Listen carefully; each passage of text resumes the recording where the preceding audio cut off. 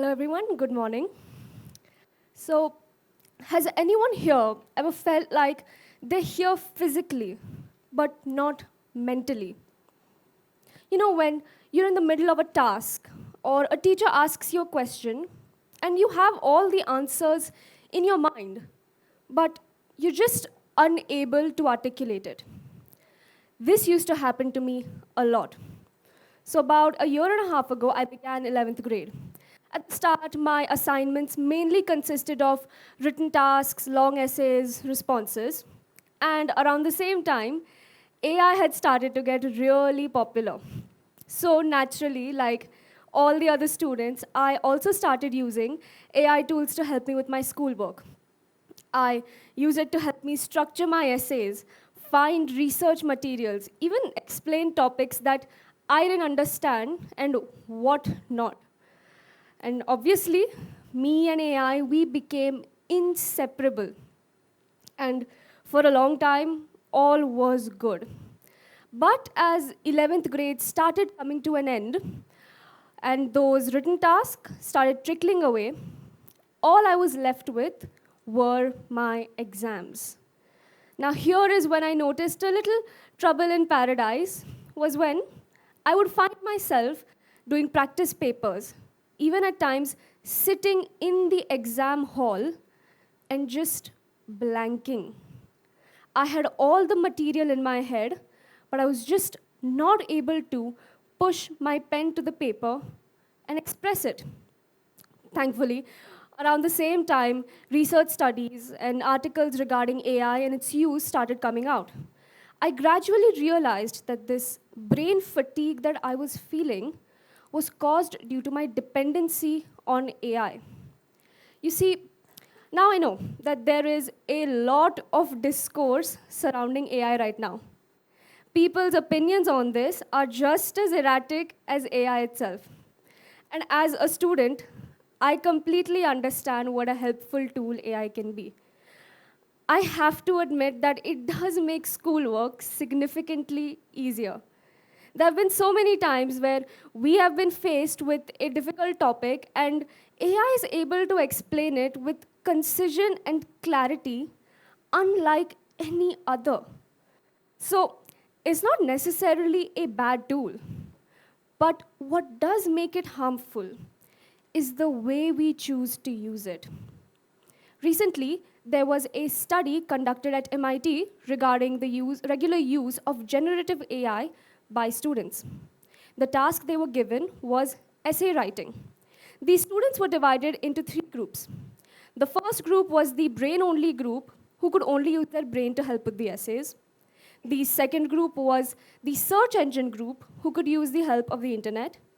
And the third group was the large language model group, who could utilize generative AI. The first three sessions, they just monitored the students and their brain activity and scored their essays. But in the fourth round, they switched the brain-only group and the AI group. And what they found in this session was shocking. The brain-only group, who could now use AI to help with their essays, had the highest scores and the highest cognitive activity, while the AI group that could only use their brain could not even quote their own original work. So I would like to present this as evidence that despite AI being an increasingly important and used tool, we must not forget that the toolbox is not restricted to it. Coming back to the aforementioned cognitive activity, the brain-only group who used AI at the end also had the highest neural connectivity. So the use of AI is not killing our brains. So having to cut it out completely does not have to be the only solution. Especially as students, we are bound to encounter AI. I'm a part of the IB curriculum, and they have accepted AI. The use of it has become integrated into our academics, as it is now an inevitable part of it. Obviously, there are also regulations and guidelines in place for students who do choose to use AI to ensure they maintain academic integrity, but most importantly, to discourage over-dependency on AI. So, the question still stands. What is it that we can do to ensure that our cognitive processes, our creativity, and most importantly, our humanity remain intact? Well, good news for you, I have a tried and tested activity to share with everyone here. After I realized what was causing all of this, brain fatigue, I could pinpoint it to my dependency on AI. You see, I had started conditioning my brain to go and look for AI every single time I had to use my own critical thinking skills. So every time I was in an exam and there was no AI and my brain had to think for itself, it would just get tired of looking for it and then give up, which led to a lot of brain fog and a lot of poorly attempted papers. So in lieu of all of us reaching for our trusted GPTs, I present to you neurographical drawings. Now, I can assure you that this is not as complex or as intimidating as it seems. If someone like me, who has not even 1 ounce of artistic ability, can do it, I'm sure anyone in this audience can. All you need is a writing utensil and some paper. We begin by drawing a bunch of squiggly lines which intersect. Here is where you can just let loose and be imperfect with these lines.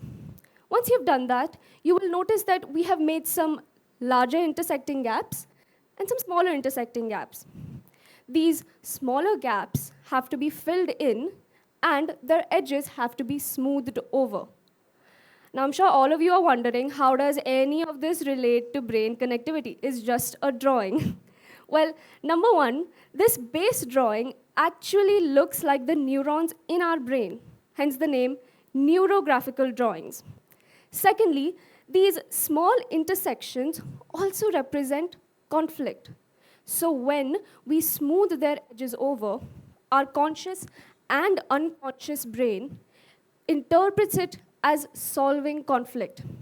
This first part is actually just responsible for calming us down and bringing us into that concentration zone. The next part is how we actually address the AI fog.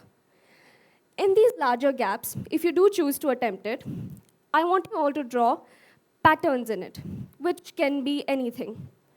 But the catch is that each pattern has to be unique to the gap.